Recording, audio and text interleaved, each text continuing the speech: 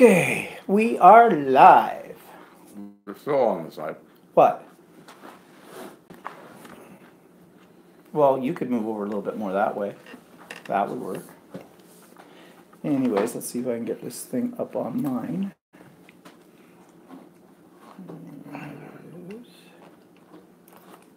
Okay, I don't know what's going on. Now, what are you doing? Oops.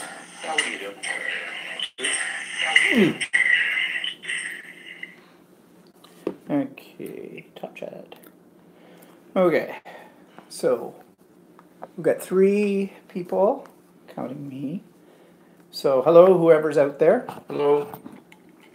Give it a couple of seconds here to see if more people join us, and someone write us a message and let us know you're alive out there. I almost forgot. I was out shopping. Yeah. I would have started without you. Yeah, I kind of figured that. Yeah, well, we always try to be prompt. So, 4 people now. So, who is out there?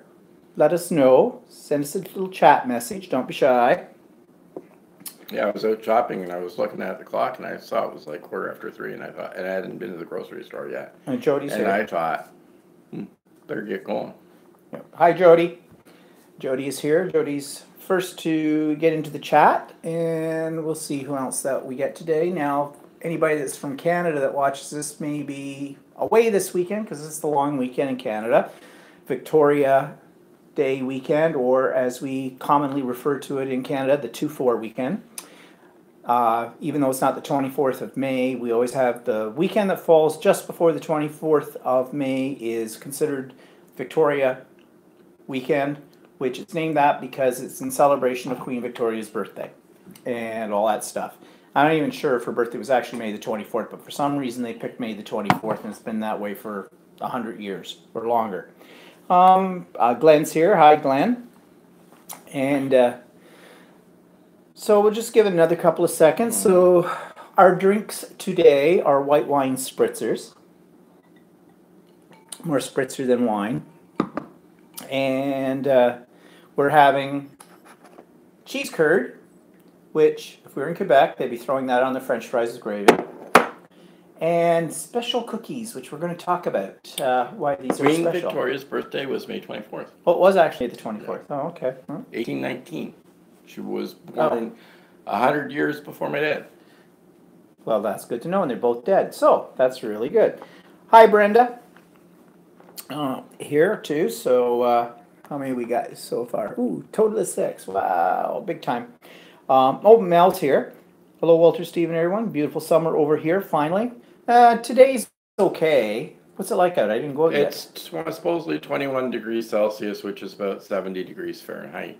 Yeah, it's okay. It's nice out. It's warm. It's sunny. Too bad yesterday hadn't been that way. Oh, it was rainy and cold. It was like 11 degrees, 12 degrees, and it was cold. And it was miserable. And we went off to Art in the Park, which we're going to talk about. Well, we must talk about that right now.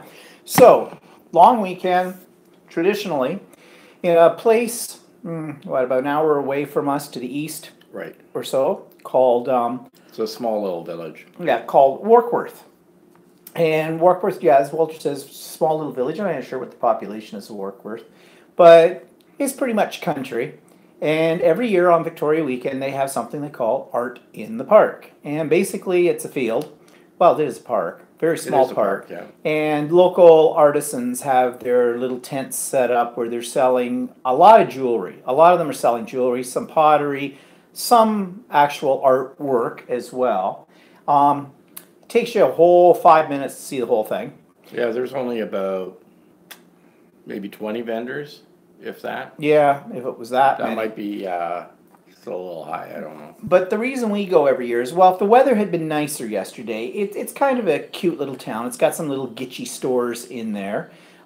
Actually, we refer to Warkworth as Fruit Valley because about 20 years ago or so, a lot of the gay people, lesbians, gay, whatever, LGBTQ people were buying up property down there and opening up bed and breakfast. Now, heaven only... They also opened up, the ones that were more artistic, opened up some art shops and stuff. Yeah.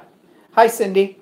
And so yeah, a lot of the gay community, the LGBT community, would go down there for the bed and breakfast places. Now, there's nothing to do in Warkworth.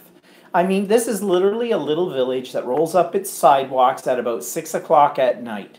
Um, and really, in the area around it, there isn't anything, anyways. It's all of lots Yeah, of little there's small communities. There isn't any huge cities. It's kind of stuck halfway between Toronto and Kingston.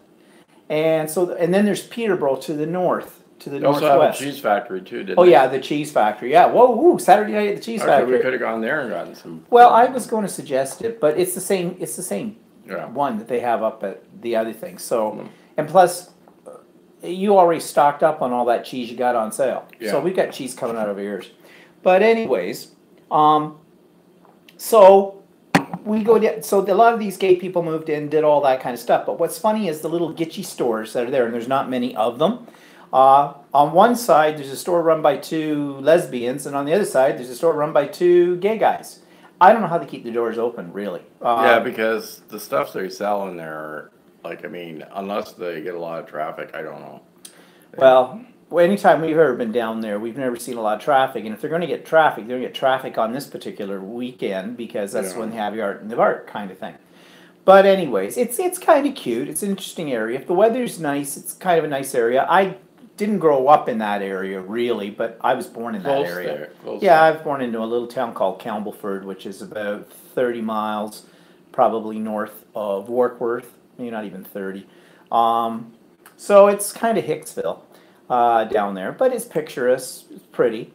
And as I said, I don't know how these people keep the doors open. Now, we went into one store, which was, I don't think it was there the last time we were down last year, that one that was selling all bits and pieces of bric-a-brac.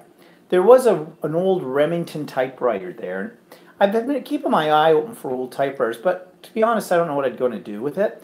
But it's all the craze right now to do for journaling, in scrapbooking especially. They use old typewriters for this, which you can get a typewriter font on your computer and it looks just like an old typewriter. And was it We Are Memory Keepers has one too, a typecast they call it, which is $150 for this cheap little typewriter, and they have cartridges. Well, I guess it's one of those trendy little things that people should have. They think they should have, and they'll probably only use like once, and that'll sit on a shelf somewhere. Yes, Glenn, we did watch the royal wedding. We'll come to that. Of course, I watched the royal wedding. You watched it more. I just Yeah. sort of listened to it. I'm a monarchist. I didn't get up though at 4 o'clock in the morning to see it, but we'll talk more about that in a minute because there's some interesting things about this particular wedding. So, anyways, we walked around there. We were done, no time. But the one thing that we go down there for is there is a company that's located in a town in that area, and they make these gourmet shortbread cookies in various flavors. And this particular one is bacon and cheddar. It's a savory. This one's a savory cookie. They may have different ones that are savory, and they have ones that are sweet. So And this is what they look like in here. I really like the lemon zest ones. I like them all. We got Thai, something. we got there's like a Thai cheese one which is spicy, and there's cheese one which is spicy, and then it's bacon and cheddar, And then we also got And, pineapple, raspberry. pumpkin. Did we buy pumpkin? Oh yeah, we Yeah. did pumpkin. We got about 6 kinds. Well, They have probably about 20 different varieties. Yeah. And it's a guy that started up actually in Workworth. He had a shop, and he started this business out. He had a couple of recipes that I guess everybody was asking him for, and so he started baking them, and they became very popular. And he apparently supplied the Olympic team in Vancouver with them. Oh yeah. And I guess as an advertisement. And now he's moved his place to a larger community called Coburg because he ran out of space in the place that he was making them in Warkworth. So He sells them. We found out. I overheard him talk to one guy there. He said that they're trying to get them into Costco, and so I asked him about that. And he said, "Yeah." He said, "But they already have them in Farm Boy, which is a specialty type of grocery store that we do have in it's this based area." in Ottawa. So, Yeah. but it's a chain that we have a few of them here. And where was the other place? He said. That's a good question. I can't remember. There was someplace else where we have one of them here and didn't look. I can't remember now. But they're really good cookies, and they're especially good with wine or anything actually. But The savory ones are good because they're salty and like more like a cracker, not a cracker, but they're shortbread cookies. So they're like my cheese cookies. yes, they are. That's why we like them because they're like cheese cookies. Actually, I think they're better. Depends. You haven't made any of those a long time. So they're not really cheap, except when you get them at that place. You get 4 boxes for $20, so $5 a box. Or this time we bought 6 boxes for $30, so it's still $5. $5 a box. But we have seen them in other places, and I think they want as much as $8.99. Yeah, for a box. and they also have you can order them online, but of course you have to pay shipping. So And there's not a lot in a box. actually, there's quite a few. Well, okay, fine, contradict me, whatever. Okay, how many would you consider a lot? Well, not what you got left in that bag. I know, but that's the size of the bag, and there's that. It doesn't tell you. It's 170. It's 6-ounce package or 170. Okay, grams. that really tells me nothing about quantity. That just tells me how much they weigh. So, whatever, but they're really good. So let's just see who's joined us now. Kathy's here. Hi, Kathy. And Anita's here. Hi, Anita. And let's see, what do we got down here? Doritos and vodka tonic for me tonight. That's Kathy. Ooh. Actually, I'm not that fond of Doritos. The reason being is, it's not that I really hate them, it's the smell, because that's what I used to smell when I was teaching school. First thing in the morning, the high school kids were sucking back Doritos. And, they have that real strong, spicy smell to them. Couldn't really take that at 9 o'clock in the morning with them. And that's why I always associate with them. Oh, Hattie's here. Hattie's actually Tracy. That's Tracy. Okay. So, anyways, the art in the park, we didn't buy any art. Oh, if you wanted an old handsaw that had been carved out and had like designs in it, like not painted on, actually burned out of it, like with a welding torch or something, or an attractive pitchfork that had art on it. I think the vendors were pretty much the same as last year. Yeah, there's probably all the local people. And it doesn't vary very much. There's one guy that does pottery, and he all has the same designs, and they're nice looking, but not really my idea. Well, I'm really not into pottery. Anyways, they always have jewelry. Okay, so there's lots of things there for the ladies if they want. The art that's there's some interesting pieces. But it's, I don't know, it's not art gallery quality. Now, we didn't bother to go in. It had some special display on about New Orleans funeral procession, but it was all done in, I don't know, I think it was like model cars. Model cars or something. So I didn't understand what that was, but I forgot all about it when we were there to go to it. I just don't know how those stores stay open, though. Actually, I think what would be cute is if you had all the money in the world and you didn't care whether you're going to make any, I'd love to have one of those stores down there, a big one, and section it off, make it into a quilting section, a crafting section, a stained glass section, and we could do classes and sell things and what like that, but we'd never make a living from it. That's for darn sure. And I don't know, living down there. Well, I think I overheard the one guy last year say, the guy that sells all the beeswax and stuff. Yeah. I overheard Hi, him Julie. say that he had an online business, so as well. Well, that may be where they make their money, but I don't know. Now, that one guy, the gay guys over there, they had some gitchy little things. They had, though, what one attracted my eye was they had some bags there, and they were made out of seatbelts, like seatbelt material. So they were like striped. Yeah. But they looked really strong. Yeah. For it too, and I guess you'd have various colors of yeah, seatbelts. they were kind of cool. And they had a trademark on it called used. But it was U.S.E.E.D or whatever. Good. Spell well. I can't spell it. Yeah, apparently not. Walter suggested that I should rename my bland bags to old bags. Hi, I've got an old bag. Excuse me? But Anyways, so that's kind of interesting. Julie's here. Anita says all our rain this weekend kept us from going to the big outdoor antiques and art fair. And Mel says, "Are you interested in antiques, Anita? Usually, a few really big antique fairs in August." Yeah, I just look at Walter. That's enough of an antique. No, we'll go, but we don't. We're not really into buying antiques Wow. and stuff because Do I need more we old have crap? a lot of old stuff in the house that we, I'll go away. Oh, go away. Oh, go away. Um. Anyways, so that's what we did yesterday. Today I've been downstairs trying to finish my last quilt. You've all seen it. I haven't. I've got it quilted now. I haven't got it, and I've started the binding. Well, I've been doing a lot of ripping out. I'm having a lot of problem with the binding. I have not mastered binding yet. Binding is a real pain in the butt. I can almost understand why some people go out and have somebody bind it for them. And so, but I'm determined. I will get it bound. Today just wasn't a good day for that kind of thing. So you're not going to see that. What else? Oh, I made a couple of. Well, I made one just this morning. An idiot quilter. Showed you how to make my own pressing table.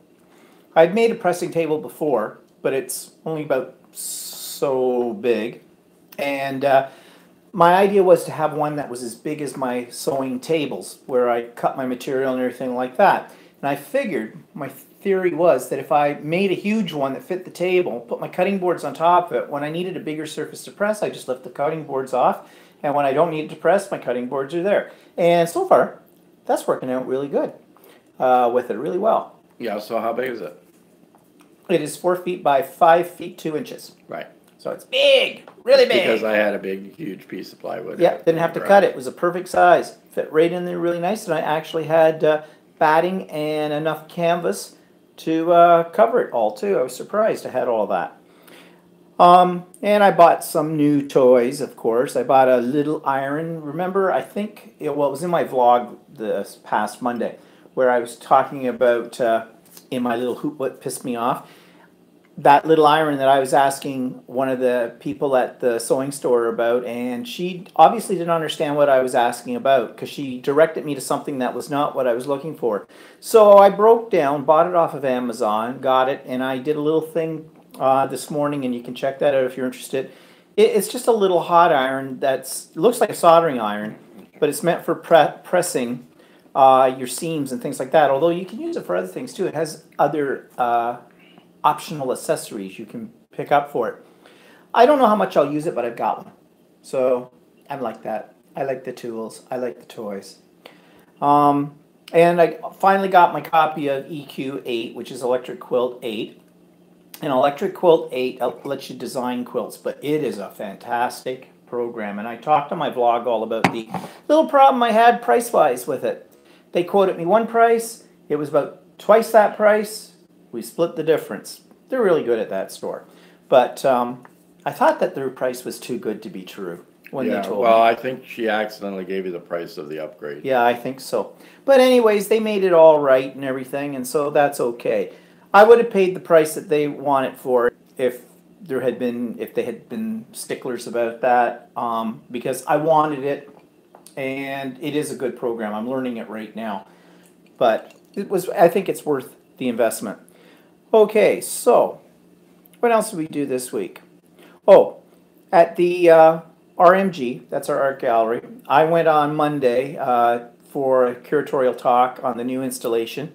It's kind of a weird installation. They call it something about glitz or something. Everything's got sparkle in it. There's some interesting pieces. But the curator herself, when she took us on the tour, she actually, and I've never seen her do this, she did not know how to explain it to us from a curatorial point of view. She said there are 3 essays written about this display that will be in the catalog that comes out in another couple of weeks for it. And they always had these intellectual essays about the meaning of the art or whatever and the reasons behind the installation. And she said one of the articles went right over her head, something to do with I don't know what it was to do with. She didn't know yet. She couldn't explain it. So there was another one, something about medieval Renaissance something. I don't know how that worked either. But I've never seen the curator, who's been there for 28 years, is about to retire, who, has a degree in fine arts, curatorial management, whatever, and all that stuff. Someone who picks the art for the art gallery out. I've never seen her tongue tied to explain this stuff. So it'll be interesting when we do the next RMG Fridays, because a couple of the pieces look like coffee tables. And they're low to the ground. Yep. And there'll be people trying to put a wine glass on them, or there'll be little kids jumping up on top of them. So I didn't go. I was going to go to the curatorial talk. I can't say it. Talk, but then you had forgotten somebody was going to. I forgot that we had a friend come over to pick up some stuff that we were giving them in the same time. So, anyways, so I stayed home while he went. Yeah. Just seeing what people are saying here. Julie says, Stephen, have you ever considered putting your sewing space in a spare bedroom? What spare bedroom? Yeah, well, we do have a spare bedroom. And I toyed with the idea, but I got it kiboshed really quick when I Well, we have a spare bedroom. I'm in a spare bedroom. That's my office. And then we have a second spare bedroom. We have only 3 bedrooms, so a second spare bedroom, but we use that for guests. For when we have guests. We seldom have guests. We don't have guests very often, but I don't really want to collapse that room either. And also, quite frankly, the room isn't big enough. Yeah, for you to spread it. No. Because I'd fill it with no problem. Probably, yeah. You get that stupid ironing board in there. Says you. What I'm using right now is actually working out okay. So, yeah, for now. Yeah, our extra bedrooms, the bedrooms in this house are not massive. They're not huge bedrooms, no. Anita says, Steve, I'm going to try a short video this week of our downtown, just a short one to send you. That would be great, Anita. Love to have that. And I do have a short video because Mel, you're still here, Mel? Oh, hi, Carol. Carol's here. I did make a video of the art gallery, and I'm going to put it up in my vlog tomorrow. So you can check it out. It's just a quickie, shows you what's going on in there right now, what the layout of the place looks like. I made that last Monday when we had the curatorial talk. I did it really quick just before the talk went. So I did, you asked, I've got it. I still wish I had the technology to be able to go, and here's the video, and go click, and it would switch over to it so you could all see it. But we don't have that technology. You're welcome, Mel. So let's see. Well, so yeah, I had a sewing class this week. It was to teach me how to use my sewing machine. I got a phone call the day before. Apparently I was the only one that signed up for that class, and they were canceling it. So they were giving me a credit, of course, for what I paid for the class, which is fine. But they did offer, the instructor did offer, if I wanted to come over and have a 1 hour one-on-one with her, and she could show me some quick things that. But I didn't really want to tie up her time.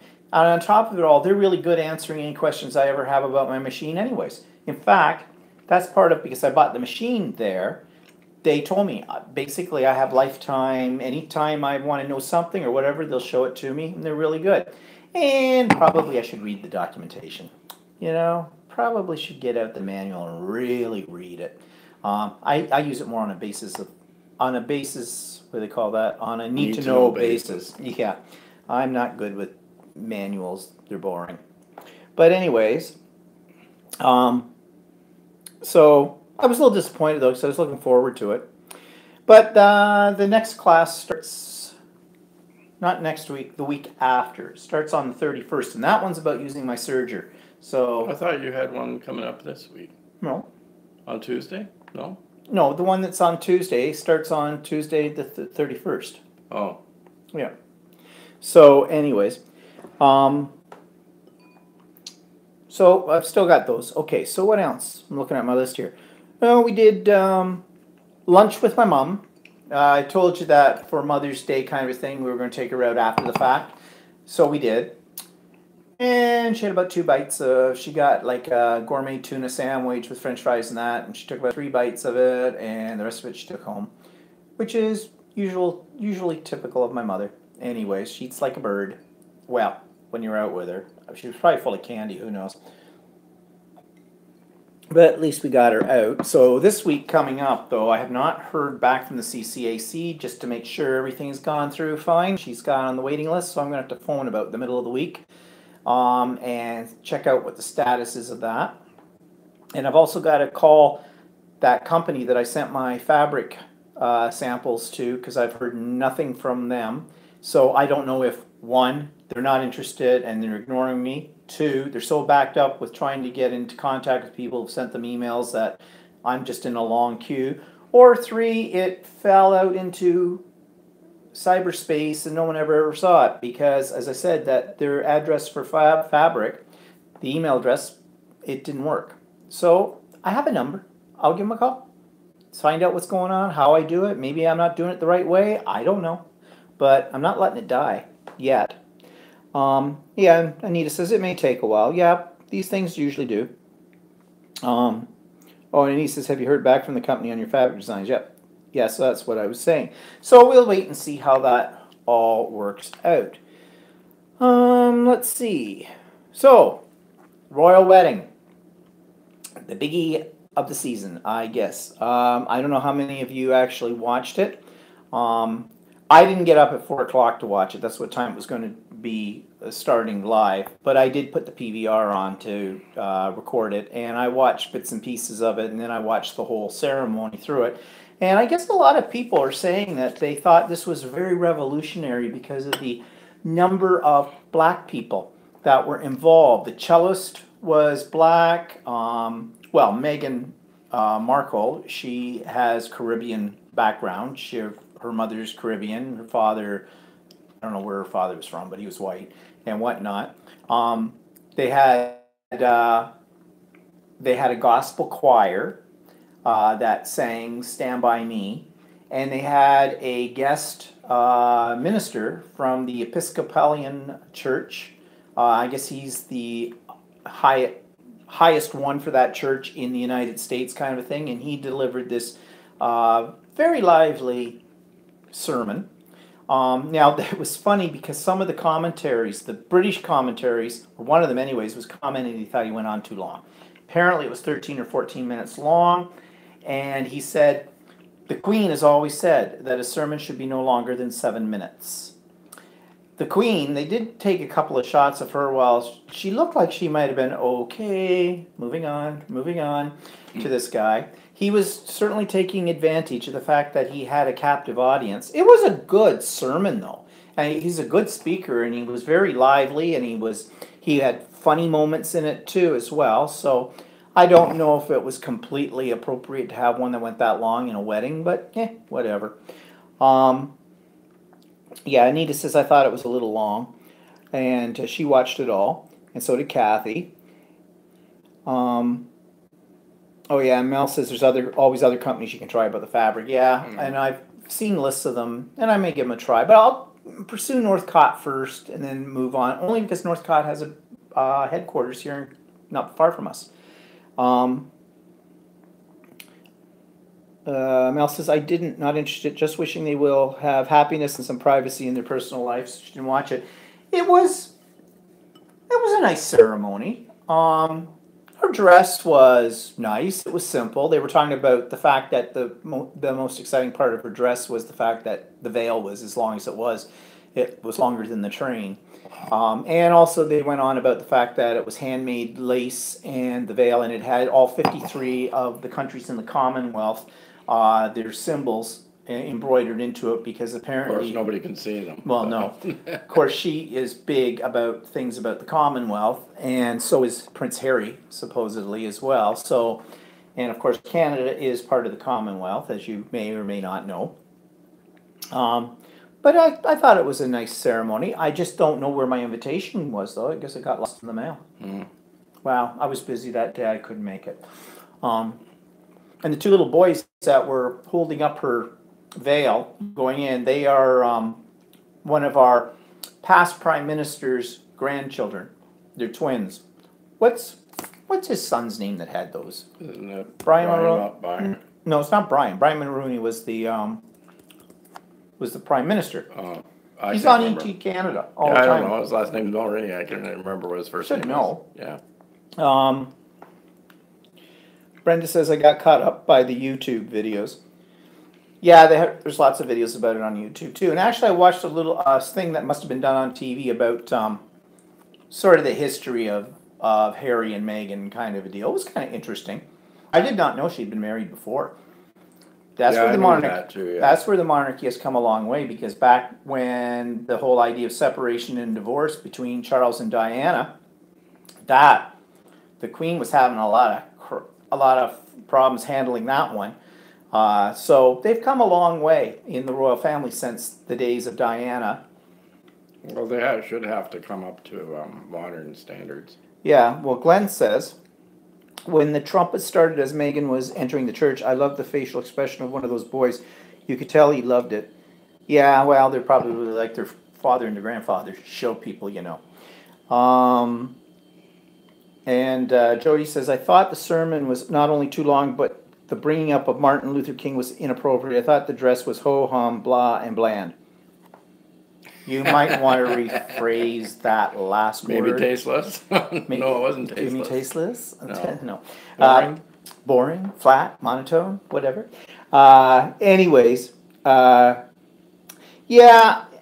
it was like they might have been trying too hard to show that the royal family are trying to be diverse, I guess, that they're all-inclusive. I mean, if they really wanted to be all-inclusive, then Meghan should have had a flower girl that was a black, single mother, lesbian, with some kind of physical handicap.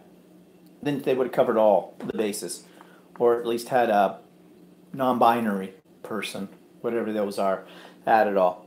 But I jest. Joyce says, oops, I mean boring and too simple.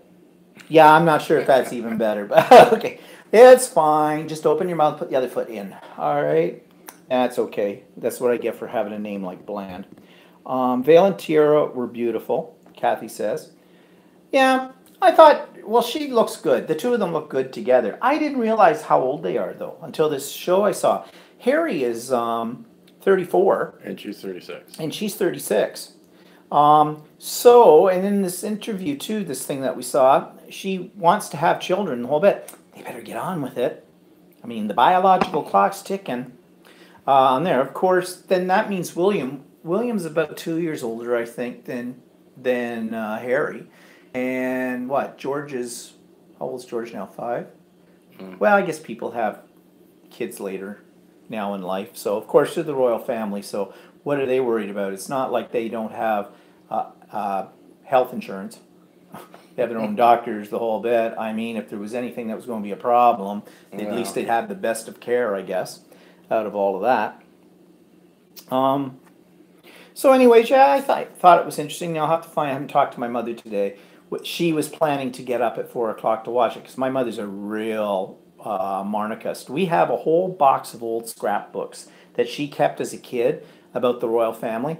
And to be honest, I don't know what to do with them, because they're just falling apart, because they were just out of newspapers. They've, of course, done what newspaper does. And these come from the late 1940s into the early 50s and that, like before the Queen was the Queen, and then when she was crowned and the whole bit.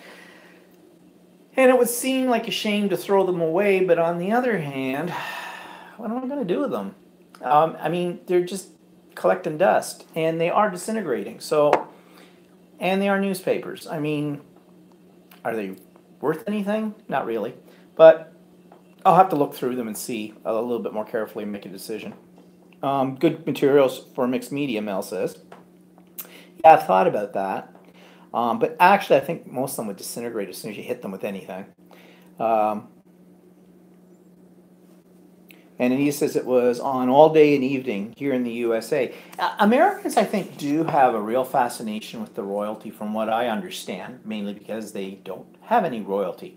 In Canada, we're kind of like, yeah, it's okay, it's the Queen, big deal, We have some people who are big monarchists, and they have the Monarchist Society of Canada or whatever.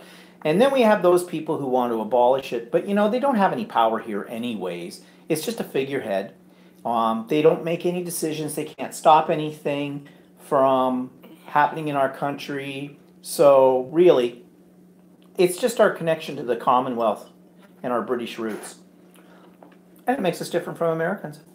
So, Of course, you'd be like the guy that I worked with that was in a hotel room in Iceland, and he was there yesterday, and his only TV that was, I guess it was bad weather in Iceland and he couldn't go out anywhere. So he's stuck in his hotel room, and he said the only English speaking TV station he had was the BBC.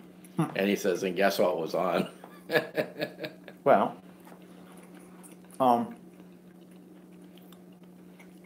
we have actually been to Windsor Castle before. Last time we were in London, actually. We did a day trip to Windsor Castle and to the grounds out there. Windsor is a small little community. It's not a huge city or anything like that. But I'm sure that they did well from the tourist industry and everybody coming in for the wedding. Apparently Elton John lives there too. In fact, his backyard sort of almost backs onto Windsor Castle, so one reporter said. So he was only a stone's throw from, go off to the reception, get half plastered, and stagger home, no problem. Okay, well, the royal wedding was the royal wedding, and it's done. So, we had some excitement the other day, though. Well, it was Friday, right? Was that Friday? Yeah, I think so, yeah. Yeah. Friday, we saw this accident on our own street. Yeah. Tell them the story. Well, we were heading out of the subdivision, and our street curves, so we were on the other side of the street, and we saw a car back out of a driveway, and there was a car parked on the side of the road across the road from him. He hit up with a good and he was backing up, and he didn't stop. He ran right into the front of the other car. He was backing up pretty fast. And he hit hard enough where the car actually rocked quite a bit, and then he proceeded to just take off. He took off like a shot. He knew he had hit it, but we were almost right behind him. So, he didn't stop. There's a red light at the corner. I was trying to catch up to him, and of course he had a license plate that was difficult to read from a distance because he had. I don't know if he purposely did it, but it was washed out looking, and so then he.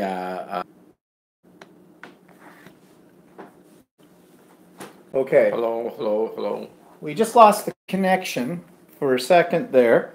Live stream went off. Yep. Are we back? I think so. Just someone let us know that you can hear and see us now. Poofed here. Got it back. Okay. Kathy says we're back. Okay, good. Don't know what happened. I don't know where we left off, but anyway, yeah. Well, we went chasing him. Yeah, so we started chasing him. And then he got a couple of cars ahead of us.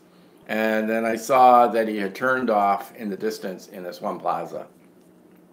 So we followed him in there and took a picture of his car. So anyway, we felt bad, and we felt bad for the person that got hit because we thought, well, we didn't know, whether this guy that pulled out of the driveway was visiting somebody, if he lived there, what the relationship was. We weren't sure if this white car that was parked in front of this people's house was theirs, somebody else's, whatever. I kind of said to Walter, I'd appreciate it if somebody told me, what happened. Then, and especially if someone takes off and doesn't know up to it and the whole bit. So that's why I took the picture of the license plate. So anyway, what ended up happening is we went back right away. We didn't go exactly where we were going, so we went back right away.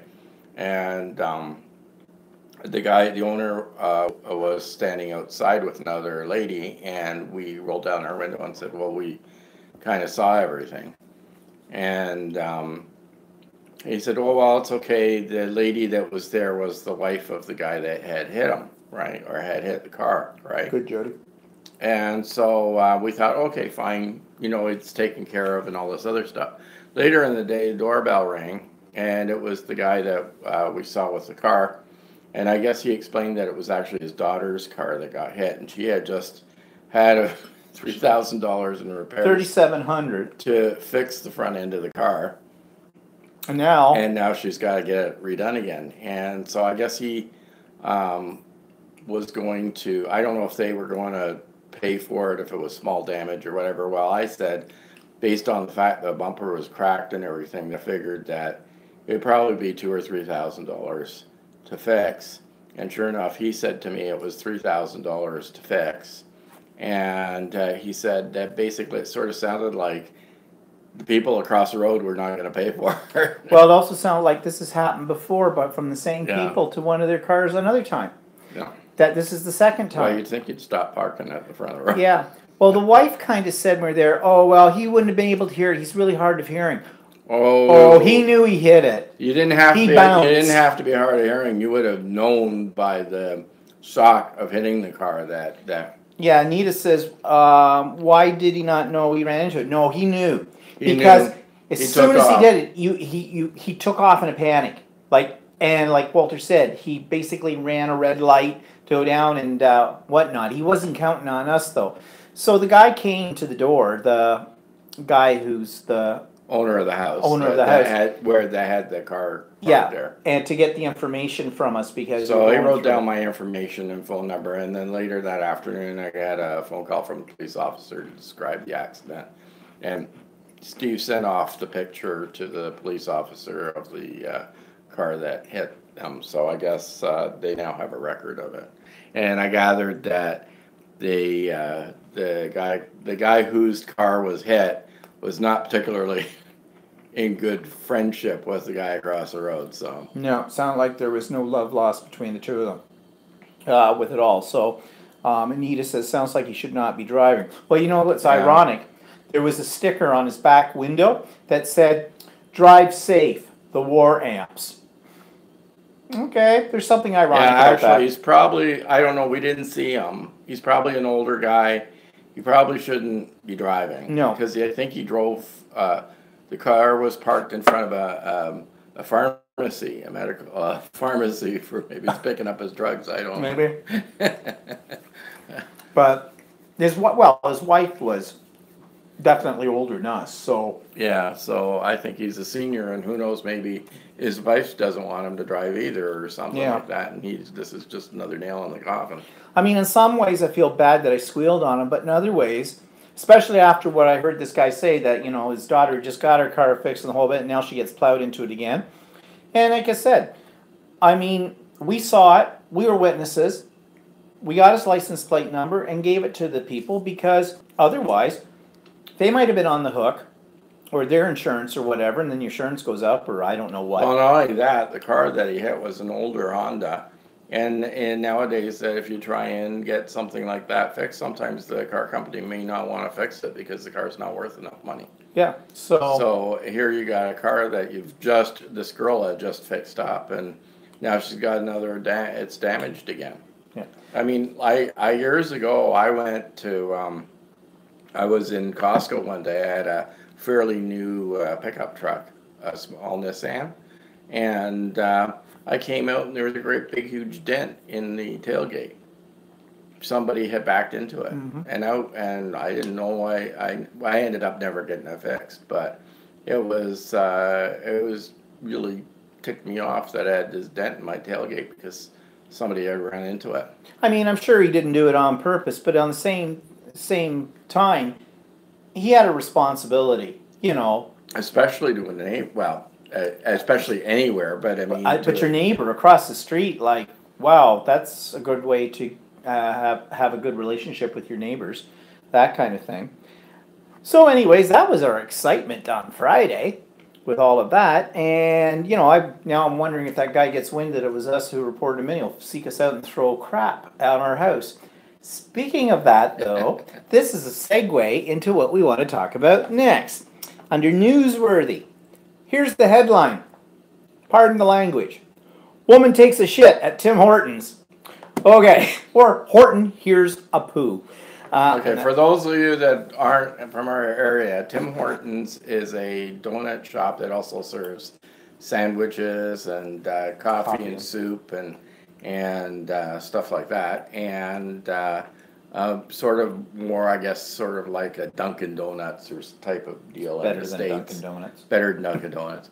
And there's ones all over Canada, and they're Lots of them. There's probably more of them than McDonald's. There's so. one on every street corner. Right. So anymore. And everybody lines up in the morning for their coffee there. And it's Tim Hortons. Everybody says they have to have their Timmies in the morning. So anyway, this is one that was out in British Columbia. And Langley, British Columbia. Langley, British Columbia. And I guess there's a woman that wanted to use the bathroom. I guess in that, they don't usually do it in the ones here. Usually don't do what? In the No, ones here? they don't usually lock. They must have locked their bathrooms there, which they don't always do here anywhere in the bathrooms here. So I guess this woman wanted to use the bathroom in the Tim Hortons, and I guess she was a known. She was known. They said that she had been in that Tim Hortons before and had caused trouble, and the staff were told that if they ever saw her coming into the store, they should do the best they could to get her out of the store as quickly as possible, because I guess she was pardon the expression again, a shit disturber. But so the story goes on, and it's all on video, and it's probably on, and it's on YouTube. YouTube. It goes viral. All you have to do is look up Tim Hortons and shit. Yeah, and you'll find it. Anyways, she was so pissed off that she starts to pull down her pants. She puts her back up against one of those half privacy, a divider wall between where people are sitting to eat and where people order stuff. Leans up against it and drops a load right there on the floor. Then she had grabbed a handful of napkins before she did this. She picks it up and flings it at the staff. And then she wipes herself with the serviettes and throws that at them as well. Well, that would put you off. I'll never be able to go into a Tim Hortons again and order a chocolate dip donut. No, not having that, or anything that's got chocolate in the filling. Put me right off. But it's hilarious to see it, but I really felt bad for those employees. But it's all on video. They got it all on video. And I guess she'll be charged with whatever, who flung dung or whatever kind of a thing. But it was the comments underneath the video that people were writing in. That's where one wrote, Horton, here's a poo. And other ones talking about shitty service and every joke you could think of and pun with it. But in Canada, you see, we have gun control laws. So she couldn't go in and shoot them up. She did the next best thing. She just shit on them. I think that's hilarious. That was so funny. You have to look up the video. Really. It's kind of disgusting. I mean, it's kind of gross, and it's really gross that somebody would do that. And Kathy says, when I was in college, someone hit my car while I was in class. They left an address out of state. I figured, no chance, but it was a real address, and they paid to have my car fixed. Okay, for a minute there, when you started that, I thought you were going to say, one time in college, I was in a Tim Hortons, and or what's that from that movie? One time at band camp. And you can fill in the rest. And if you don't know, called American Pie. And if you've never seen the movie and you don't know what I'm talking about, sorry, I can't explain any further than that, except she did something with a flute. Never mind. But yeah, so I thought that was, let's see, the royal wedding and throwing dung at a Tim Hortons. What a week. There you go. You've got it from all sides. And he says, wonder if she is bipolar or other mental health issues. Oh, I'm pretty sure what you can hear in the video, I would say she has some mental issues. I mean, nobody. I mean, I've been pretty mad before, but the first thing that went through my head was, I think I'll crap here on the floor and throw it at them. Like, what, monkey in the zoo? You know how they do it? She couldn't go to the bathroom. She must have had to have poo. Yeah, well, I was saving that one up, I guess. I mean, really. I mean, on one hand, too, she did have to go to the washroom, but you could see there, at least at the point where they're showing the video, it looked to me like she was very agitated. She was arguing with the staff beforehand. Or something like that. Yeah. And who knows what four-letter words were coming out of her mouth. So. Yeah. So, and obviously she was a known entity to them as being somebody that we had a Tim Hortons in our city in an area that isn't, like, it wasn't the nicest area. And it wasn't the nicest area. And no one ever went to that Tim Hortons.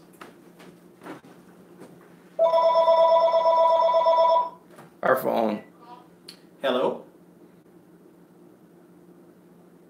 Who is it? Hi, it's Doug Ford calling from the PC Print. 844-399-1387 or by email at info@OntarioPC.com. I'm calling to invite you, your family, and friends to a rally for a better Ontario. Right. Tuesday, May the 22nd, beginning at 6 p.m. The rally for a better Ontario will take place at the Royal Canadian Legion, 1555 in Pickering.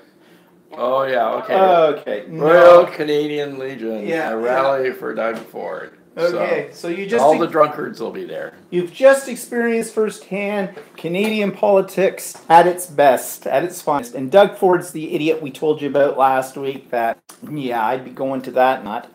Actually, maybe we should go and throw poop at him. I don't know. We'll just say, well, they do it in BC. Whatever. And Denise says, oh, no, not Ford. Oh, yeah. The other name we have for Ford anyways is Trump. So, you know, that we've said it all with that.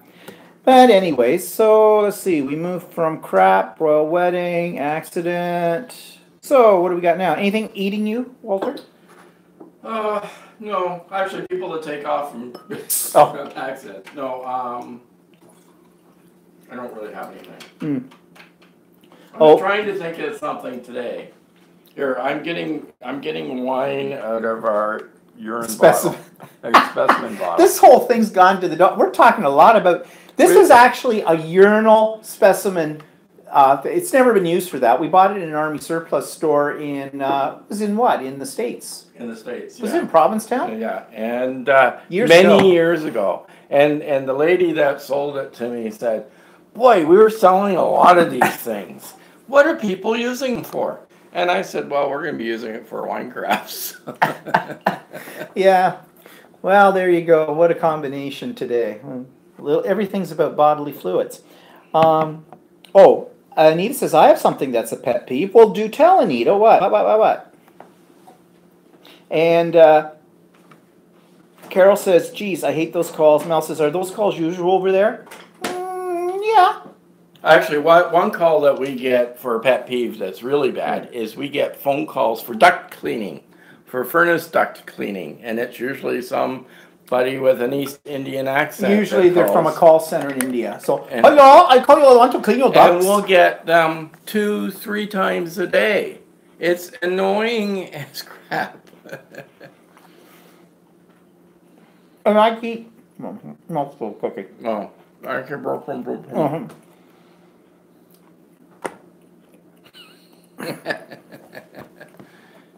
Okay. These are kind of dry. Yeah, I know. I keep saying to the guy, I do all kinds of things. He said, I don't have any ducks left, but I have a goat that's filthy. Would you wash him? And they don't get it. They just go on and go, oh. And then one time I said, yes, I'm so glad you called. I am very interested in having my ducks clean. And so he got excited. Okay. How big's your house? How many rooms? And I go, 4,000. There's a slight pause, but nothing more. I go, okay, and how many bathrooms? Oh, 5,000. Okay. And he just kept going on. And he's looking for a date to put me down from the come. Like, okay, are you understanding here that I'm being sarcastic? No. So I basically said, I've tried threatening them with we're on the no-call list. That thing's a joke. We have something in Canada where you can register on the no-call list and you're not supposed to get any of these solicitous types of calls. Yeah, you still get them. And you can't, the number that comes up will say long distance or a 1-800 number, something like that, on your call display. So you never know whether... And it changes all the time, so you can't block it, so... Yeah, so again, although ironically, the guy came to do our air conditioning, our annual maintenance on the air conditioner from Enercare, which is our supplier of our gas and our heating products and things like that. And they've all told me the same thing. They'll call just before they're supposed to arrive because they give you that window, right? From 2 to 6 or whatever, from here to eternity, whatever it is that they give. And he said, I called you. He said, but it came up blocked number. And Oh, we still have that on there, I guess. I guess we do. And he says, so I couldn't put my number in because it's my personal cell phone. He says, and he said, if I gave that out, there are people who would call me in the middle of the night figuring I can come over and service their equipment. I said, well, I understand that, but that's okay. I said, we've heard that we've had this problem before, but whatever, you're here, so, do your thing.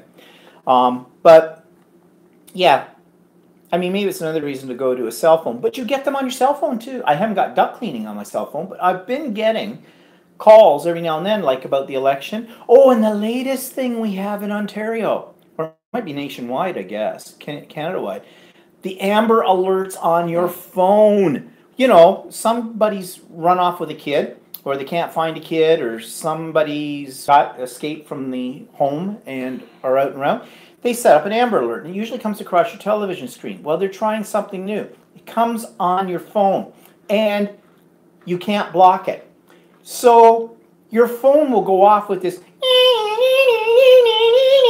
all the thing, Amber Alert, danger Will Robinson, all this kind of stuff, and you're desperately trying to get it out of your pocket, and it's usually when you're driving, and you can't use your cell phone while you're driving. It overrides everything on your phone. I can just imagine what it sounds like in an office. Yeah, when everybody's goes off. And then okay, so this is supposed to be a good thing because the other day they had a legitimate one. They did a test about a week or so ago. Didn't work. Only some people got it, some people didn't. So they weren't sure what the only problem thing was that the complaint was with that is that the person had taken a kid that was up in Thunder Bay area. Well, we're way far from Thunder Bay area, yeah, right? So like 1,000 miles. Do we really need to know? And then they did that 3 times. The last one was saying, "Oh, never mind, found him." Well, thank you for that. I mean, okay, I get it. It's probably very effective, and that's really neat. But what would happen if you were in a presentation? What happens if you were a juror? At the movie theater. Or in the movie theater. I mean, it overrides your do not disturb settings. So, if you put it in airplane mode or something like that, the only way you can avoid it is to actually physically power down your phone. So, I don't know. This could blow up in their face. Well, it could be that they'll have some adjustments to make. Yeah. Well, there's claim that they're only going to put it in certain areas wherever the thing is. But this was in Thunder Bay. We're 1,000 miles from Thunder Bay. Thunder Bay is one of the furthest parts north in Ontario. We're a large province. That's sort of like if somebody takes a kid in Florida and you're in New York City. Will that? Yeah, I know. And he says, yes, we have that call blocking too, but you still get calls. Yes, we're getting lots of those on our cell phones too. So somebody said they had a bone to pick with something. Oh yeah, that was kind of missed over that. Jody says she's been to Provincetown.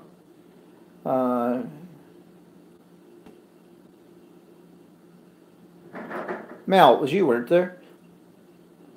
Who was it that said I have something? Oh no, it was Anita. I have something that is a pet peeve. Anita, what's your pet peeve?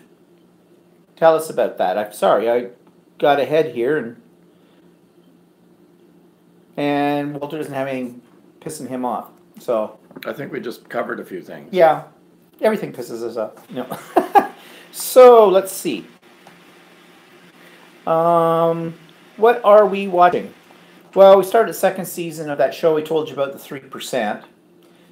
It's on Netflix though. It's actually pretty good, and it looks like they got more money for the second season because the special effects in that are a little bit more elaborate than what they had before. We haven't been to any shows lately. No. And haven't watched any movies on TV either. On YouTube. Now, I don't know if you're familiar with this. If you're in Europe, you probably are. Eurovision. Eurovision is a European contest that involves a lot of different countries. Is there somebody that wrote something? Yeah. Okay. Well, Okay, I'm doing 2 things here at once, really. And it's great. It's a really an elaborate show. The only problem is you can see it on YouTube, but all you can see is the official videos for each of the countries, what they're entering. You used to be able to see the entire 3.5 hour show in the finals, but now they block it from North America. So you can't see that. But the official videos are worth it. And the one that won this year was Israel. And it's the weirdest song you've ever heard. This woman sort of clucks like a chicken in it and does other things. It's actually kind of catchy. But it's not the one I thought that should have won. There was other ones I liked better. But it's kind of interesting to see it if you like music and that kind of stuff. And, you know, it's good to hear what kind of music they have in other countries And like they've been in Europe. doing it for many years. Oh, they've been doing it for ABBA won it in 1978. They or was it 77? One of they won it. That's what put ABBA on the map. And there's been a lot of famous groups from Europe and that have won it, and this has gotten them out there. But it's interesting to hear. Most of them sing in English, although some of them will sing in their own native language as well with it. But just, you know, broadens your horizons a little bit, because we're inundated here with pop music from North America. And, you know, there is other people producing great music in other parts of the world. It's just not all about North America, kind of a thing. And it says, trying to find expiration date on food items. I'm cleaning out cupboards. Oh, that's what she's talking about. I don't know. I just call it vintage. I've got salad dressing that's 2 years old. Hasn't rotted yet. Still tastes good. Actually, it's a best before date. Yeah. And usually it's a before. It's usually I read something recently about it. It said it's a date that the grocery stores are supposed to sell it by. Yeah. And actually, Brenda says also she's got a pet peeve, having a person in checkout line needing a price check on a bunch of items. Oh, yeah. We covered that a while. Yeah. Yeah. Actually, I was in the grocery store just now, and just before this show, and I was kind of running late, so I was thinking, oh, it was 3:30, and I was saying, oh, I got to get going. There's a big lineup in the grocery store, and of course, the woman at the front is doing not just a price check, she's doing a price match. Oh, So- that's a pet peeve. And so the girl at the cash, I guess there's specifically at cash have to be told that the item has to be exact for a price match. So she's trying to figure out if the item is exact compared to Yeah. the one that was on advertised. Yeah, they come in with their little flyer from another store, and they're laying it on the counter, and then, yeah, like he says, the And checkout actually, person has to check there's in Canada anyway, there's a scanner law. If let's say an item scans and it's wrong, and they do a price check, technically they're supposed to give you that item free up to $10 if the price is marked wrong. You got something once a few years ago. With Oh yeah, somebody I've gotten a few things. And if it's the item is worth more than $10, then they're supposed to give you $10 off, right? So if you go to Walmart, their prices never scan wrong. No, they never scan wrong. But the other problem with Walmart is sometimes you can't find the prices on their items because they don't Yeah. put price stickers on anything. Well, It's all actually- on supposedly on the, you know, You have to shelf. sometimes remind them. They have a sticker at the cash register that usually says that they have this scanner, the scanner laws are that if they've priced something wrong. And some stores will try to get around that because they're losing money if they do that. But I had it on a box of cereal a few years ago, and they gave me the box of cereal for free, right? But the next time I was in the store, they had taken the price tag off. Rather than correcting it, they had taken the price tag off the shelf. well, anyways, that annoys me when the price isn't on the shelf. Or, of course, what happens is the item's sitting there. Michael's is famous for this. They will have a sign that says something is 50% off or 40% off or this is on sale. And it's right on where that item is. And so you pick up the item and you figure that you're going to get to checkout. Oh, that's not the one. Because either things get mixed up because people are putting them in the wrong places, customers or whatever. So what you have to do is you look very closely at the barcode on the sign, match that number up with the product. Because 9 times out of 10, I've gone up expecting to get 50% off something and found out that wasn't the exact item. And it's not always very clear because sometimes the way the description is, it sounds like it's that item, and then the sign is right there on the spot. You figure, okay, this is the item that's on sale. So you got to watch out for all that. Mel says, many years ago there were rules that everyone had to use their native language. That's for Eurovision. And Anita says, yes, I've noticed that a lot of stores are not putting price on items but on the shelf if you can't find it. And there's a reason for them not putting the price tag on them. If they have a price change, they can't just click on it. In the old days you could. You clicked on your little price gun, you put a new sticker right over top of the old one. You can't do that now because people will peel that one off, and if that other price is on there and it's a lower price, the store has to give it to you. So what they have to do is they have to peel all those stickers off, put new ones on. I know this because of working in the scrapbook store. I had to do that, and that was a bitch because those little tickies with the price on them are made to pull apart so people can't switch price tags around. And so they're just a pain in the butt to try and do that. So that's why a lot of places are just basically not pricing the actual item, they're pricing the shelf where the item is supposed to go. And it's okay too if they have one of those price readers where you can go over, but some places have them, some places don't, where you can go over and check the price on something. Actually, you could probably check the price on it if you used your cell phone, but well, get an idea of the price anyways if you had a connection. Oh, Mel's got a block. You should use some VMP software. Oh, I wonder why they blocked you. I'm going to say show.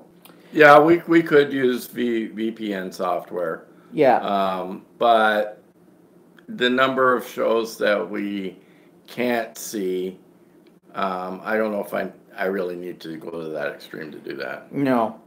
And, but I mean, it's always an idea. And Anita says, I've started carrying a small magnifying glass to read those barcodes. Yeah, I know. They get smaller and smaller and smaller for that kind of stuff. So what am I reading this week? Well, a friend of mine, I think I mentioned this last week, she has her first novel out, and I got the ebook copy of it, and I'm reading it. It's very Canadian. It's very Ontario, actually. It's kind of a strange book because it's a murder mystery. In a library, because actually this friend of mine, she's a retired librarian, and it's got humor in it as well. Actually, it's getting I'm getting more into it now because there's been multiple murders happening in this thing. So I'm really happy for her that she got a book published, and I know she's working on a sequel or another one. It's called Shambles County, if you're interested. You can find it on Kobo. I don't know if you can find it on Amazon or not. Kobo's our Canadian e-reader system through Chapters or Indigo, which are the same company. They just depends where you are. One's called Chapters, sometimes it's called Indigo. Yeah, it's our version of Kindle. Yeah, so. But I don't know if it's on Amazon or not. But anyways, it's kind of interesting. I haven't finished it yet. And what's cooking? Well, Walter made the other night macaroni and cheese in the Instapot. And it turned out actually pretty good. You just sort of dump everything in and set it for 5 minutes. So you put in the dry macaroni. You have to pre-cook it? Yeah, no. You put in dry macaroni. You put in this particular recipe called for some chicken broth and some spices and dry macaroni. Some spices, chicken broth with some moisture, and you just cooked it for 5 minutes in the Instapot. Then you opened it up, stirred it around, and added some shredded cheese and a little milk. And it turned out and it came out really good. And how long did it take to make? I said 5 minutes. Oh, I wasn't listening to you. Wasn't that important? Well, it doesn't actually take 5 minutes. It takes about 5 minutes for the Instapot to heat up. And then you set it for 5 minutes.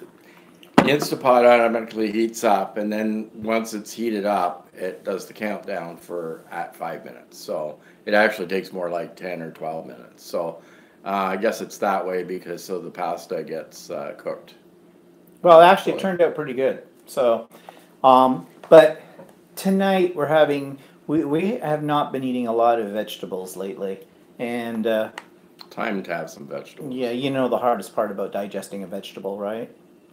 Is eating the wheelchair. No, no, no, But no. It's bump. digesting the wheelchair. Oh, what's the hardest part Part of of eating eating a vegetable? vegetable. Digesting the wheelchair. Yeah, you always screw up jokes. Well, whatever. Bump, bump. So, so what we're having tonight for dinner? You're doing a stir Stir fry fry. with vegetables. What kind of vegetables did you get? We have a variety. Like what? Green pepper, red pepper, cauliflower, broccoli, carrots, snow pea pods, mushrooms, soybeans, Soya beans. or what do you call bean sprouts? Bean sprouts, huh? Okay. Anyways, that'll be din dins tonight. So what else? I can't think of anything. What's coming up? Do we have anything coming up? Not I really. still haven't started painting yet. Oh yeah, we got the paint last weekend. But yeah, neighbors next door have been rebuilding their deck, and we've been watching that. We went and bought flowers this week, except that everything's late this year Yeah. in Canada. So a lot of the florists don't have, a lot of the garden centers don't have all the flowers yet. So, usually by this time of the year, they usually have all their flowers. Yeah, this is the Yeah. weekend traditionally where people plant their flowers. And so, yeah, we got some flowers, but I wanted to get some more. That's why I was out today. But I couldn't find anything I wanted, so I'll have to wait a little longer. We got a pot of herbs though. Parsley, basil, oregano. Yeah, it looked quite nice. I mean, I don't use a lot of parsley and things, but fresh basil or oregano, probably use that in some things. Oh, hi, Nairi. You're just in time. We're leaving. Mel says, are you planning to do any mixed media projects or is it all quilting? I am working on a mixed media project right now and I'm filming it in bits and pieces because I really don't know what I'm doing with it. I'm making what I call a canvas shadow box. Now, other people would call it a reverse canvas, but it is not a reverse canvas because a reverse canvas is just stupid. They pull off the canvas, turn the frame around, put whatever you're going to put on the canvas, and then re-staple it to the other side of the frame so you get a shadow box. My way of thinking, turned upside down. Yes, you can see the staples. Paint it. They disappear. So I'm doing this kind of little project with some odds and ends of things in my stash. Yeah, I haven't done a whole lot lately. And it has been quilting. It really has. In fact, yesterday on the way back home from Warkworth, we stopped in another town called Port Hope, and there's a place there called Cozy Quilts, a little quilt shop. She had some beautiful quilts on the wall. And I bought some material when I was there, some fabric and a pattern as well. And it's pre-cut fabric, and it's batiks. And batiks are usually very expensive. So I think I've got a package of 40 pre-cut 10 by 10 squares of various batiks, and then a package of 20 2.5-inch strips in batiks as well. And I found this pattern. I think I can do those out of that, but that cost me for those 3 items about $130. And I was talking to the lady about the quilts and things and the classes she runs, and I checked her website out today, and she's expensive to take a class. Now, mind you, this quilt that I saw that I'm interested in is a really large quilt. It's all done on what they call on point, and on point has Y seams, and it's where the points come together, and a lot of people are afraid to try and sew something with Y seams. I've watched a few videos, and yeah, it does look like it could give you a lot of heartache doing it. So I think if I was to do something like that, I would need to take a class to learn how to do it properly. But she wanted for that quilt, that class, it was a 4-day class, $300 for the class, then your fabric, then your patterns. And the fabrics she are using are a designer line, and they're very, very expensive because I saw a kit that had the fabrics and the pattern in it, and it alone was $315. So I don't know. I think she's a little expensive in what she's charging for teaching a class compared to the classes I go to that range about $45 to $55. Plus, you have to buy your materials for those too. But I mean, now they're not, well, yeah, they're not 4 days in a row, but they are usually on average, they're 4 classes over a 4 week period, and the classes are about 2.5 hours long each. So I don't know. I don't know if she's expensive or not. Maybe it's because it's so elaborate and that. Maybe. But I don't think I'll be running down there to take one of her classes real soon. Well, plus it's a little bit of a drive away. Well, yeah, it's not just a hop, skip, and a jump. Well, there's a hop, skip, and a jump, but it's still It's a little ways, but bigger it's not jump, terrible. longer but hop. I don't know. as long as it's summer, I guess. She seemed very nice though, and she had some nice fabrics in there, too. So it was a cozy little quilt shop. Yeah. Let's see. Nairi thought she was late. Anita says, I just ran across some 9-patch quilt squares from my grandmother. Oh yeah, when we were in Warkworth too on the weekend, in this one store that was saying that had the old typewriter there, she also had an old vintage quilt for sale. $50. Well, it was in pretty bad shape. It obviously had been used and it was old. It would have been needed to been cleaned, and it would need if it would have had to have a lot of restoration done to it for $50. But I noticed they called it a log cabin quilt, and I said to the lady at the counter, I said, that's actually not a log cabin quilt. I said, it's a fence rail quilt. She says, oh, it was an old lady that was cleaning out stuff from her house and she brought it in and she called it a log cabin. And I says, well, it's really not. Maybe she lived in a log cabin. Well, maybe when it looked like it was old enough for that. But I said to her, you do realize, I said to her, you might be asking too little for that quilt. She said, well, it's kind of beat up and whatnot. I said, well, yeah, it is. But I said, there are people who buy vintage quilts and they restore them. And they don't pay a lot of money for, even though, you think it's really in bad shape and the whole bit, people will pay a lot of money for those if it's, a vintage one. Now, I looked at it, and the sewing job on it, this was a quilt that was made to be used. So the person who made it wasn't that concerned about getting, their piecing matched up exactly on the seams. I could see where the mistakes were in it and that kind of thing. So I think it was a very it was going to be used. A who? Utilitarian. Yeah, utilitarian quilt. In other words, it was one that was meant to serve a purpose, to be used. They didn't really care too much about how it looked, as long as it served a purpose. So I think that's probably what it was. But it was kind of interesting to see.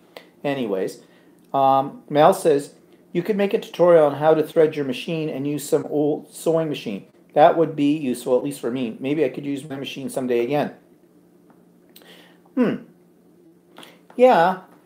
Most machines, I think, thread pretty much the same way, except the really old ones, well, they probably thread about the same too. It's just that maybe things aren't quite as intuitive as the new machines are with it. Yeah, I don't know. Could maybe do something like that. I haven't done anything that's instructional with the Idiot Quilter, mainly because I'm an idiot quilter. I'm more interested in showing people what not to do. Like, I could have done a whole video this afternoon on why am I having so much problem putting together this stupid binding on this quilt, and how many times I'm ripping stuff out on this one. Bindings bug me. And he says, or they could cut them down for pillows or other things. The quilt, yeah. This quilt, though, I think I would want to have it cleaned first. I'd be afraid to wash it, though. It would probably just all disintegrate. So I don't know. I don't think that particular one was probably worth any more than she was asking for it, whether she'll ever get rid of it. But there are other vintage ones out there that are in a lot better shape, and they get a lot of money for them. According to at least the YouTube videos I've watched about those kind of things, people are big into collecting them. I don't really want to collect other people's quilts. They're not mine. I didn't make them.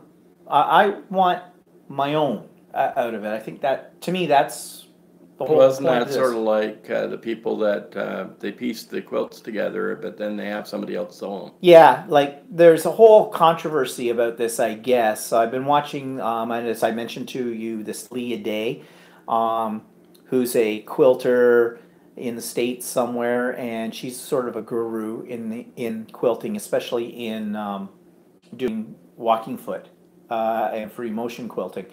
And she was talking about the whole controversy over people who they piece the quilt together, but then they send it out to have it quilted and they send it to somebody else to have it bound and all this kind of stuff. But then they enter it in shows or whatever, or they tell people, yeah, they made the quilt. And then the whole question is, well, no, you didn't make the quilt. You pieced the quilt.